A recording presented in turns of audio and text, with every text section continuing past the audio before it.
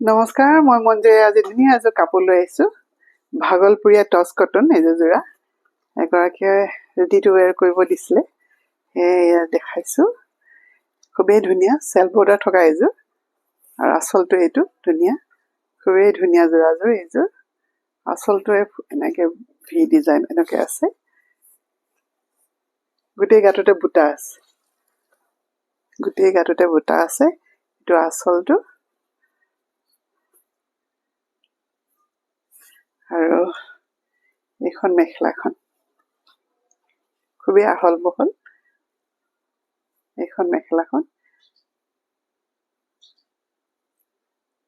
আৰু লগতে এয়া ব্লাউজ পিচটো। এই যোৰাযোৰ পৰিছে 850 টকা, আৰু লগতে মেকিং চাৰ্জটো এক্সট্ৰা। আৰু এইযোৰৰ লগতে আৰু এযোৰ দিছে টচ, এইযোৰ নুনি টচ, নুনি ডাই টচ এইযোৰ। এইখন চাদৰখন, আচলটো এইটো ব্ৰাউন, এইটো কফি কালাৰ হয় বুটাটো, আৰু এয়া বগা আৰু কফি কালাৰৰ বুটা, গোটেই গাঁঠতে বুটা আছে। আচলটো হ'ল এইটো, খুবেই ধুনীয়া। আৰু লগতে এইখন মেখেলাখন,